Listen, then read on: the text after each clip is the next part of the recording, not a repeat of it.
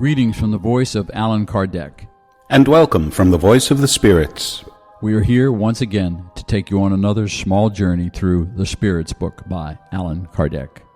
Today, we will cover a theoretical summary on the driving force behind human actions. Question number 872. Enjoy.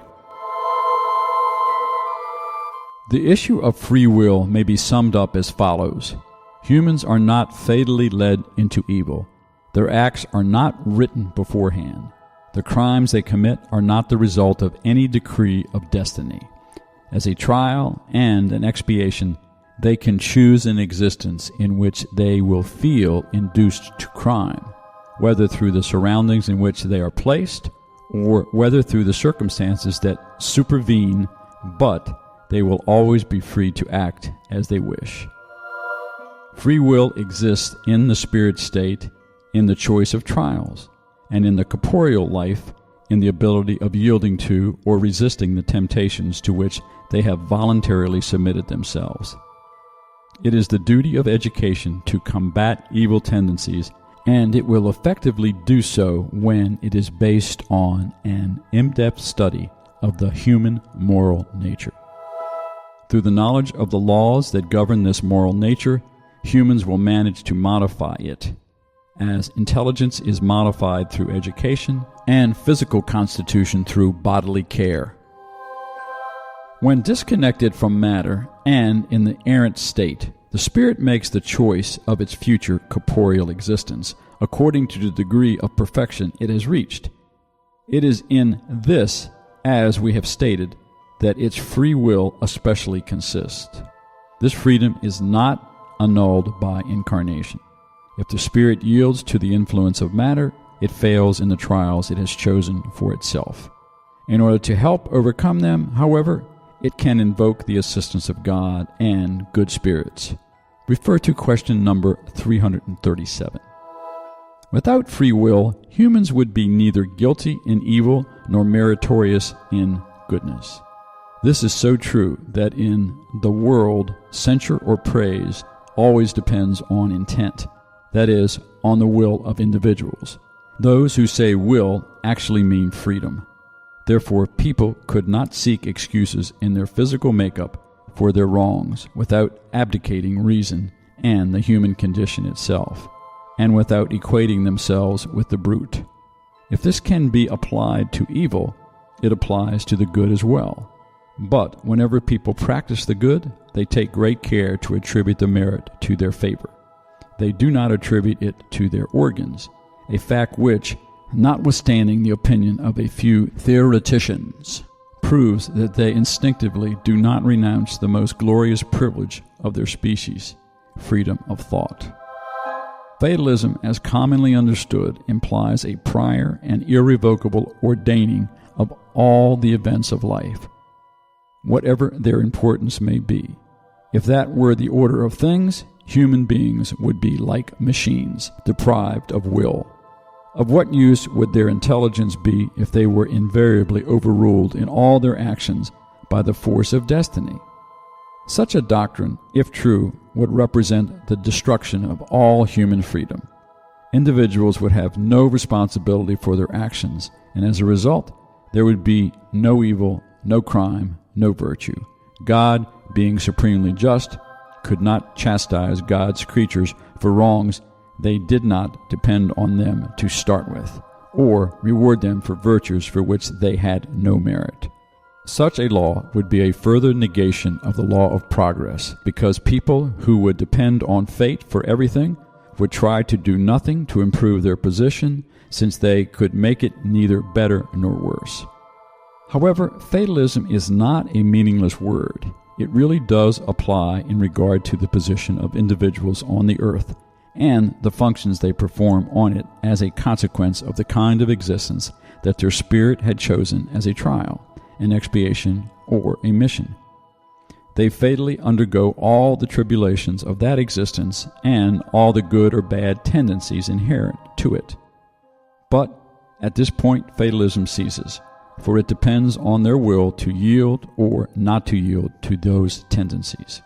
The details of events depends on the circumstances that humans themselves create with their deeds, and on those that spirits influence through the thoughts they suggest to them. Refer to question number 459. There is fatalism, therefore, in the events that are presented to people as a consequence of the choice of existence made by their spirit. However, there can be no fatalism in the results of such events, because it may depend on them to modify the course of things through their own prudence. Furthermore, fatalism never applies to the acts of the moral life. It is in death that people are subjected absolutely and inexorable to the law of fatalism, for they cannot evade the decree that has fixed the term of their existence or the kind of death that must interrupt its course. According to common belief, human beings derive all of their instincts from themselves. These would proceed either from their physical organization, for which they would not be responsible, or from their own nature, in which they could seek an excuse for themselves by saying that it is not their fault for having been made like that.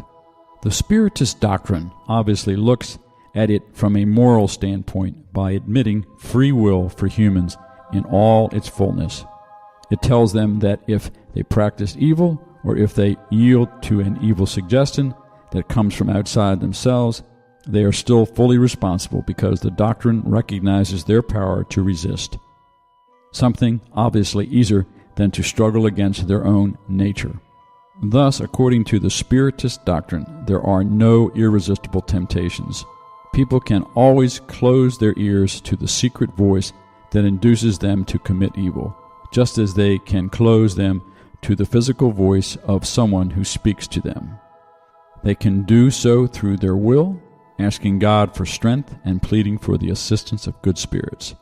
This is what Jesus teaches in the sublime plea of the Lord's Prayer, commanding us to say, "Do not let us fall into temptation, but deliver us from evil." This theory of the driving force behind our acts obviously stands out among all the teachings given by the spirits.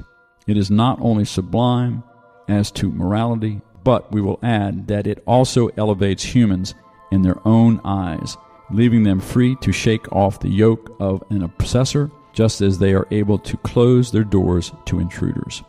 Thus, they are no longer machines acting on an impulse foreign to their own will, but instead they are rational beings who listen, judge, and freely choose between two counsels.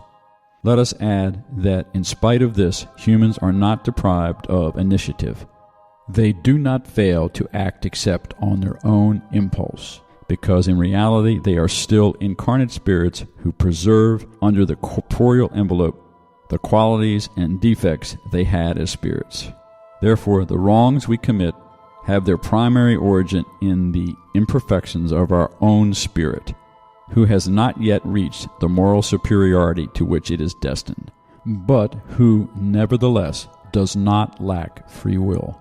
Corporeal life is given to it so that it may purge itself of its imperfections through the trials it undergoes during life. And it is precisely such imperfections that weaken it and render it more accessible to the suggestions of other imperfect spirits, who take advantage of the fact in order to make it succumb in the struggle that it has undertaken. If the spirit emerges victorious from the struggle, it evolves. If it fails, it remains as it was. No worse, no better. It is a trial which it will have to start over and which it may have to endure for a long time.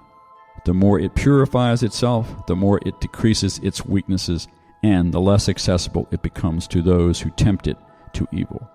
Its moral strength increases due to its progress, and evil spirits withdraw from it.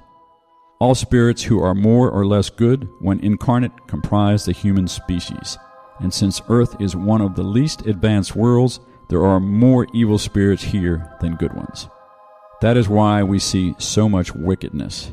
So let us make every effort not to have to return to this world after our present sojourn, and to deserve repose on a better world, one of those privileged worlds, where goodness reigns completely and where we will remember our stay on this planet as merely a time of exile.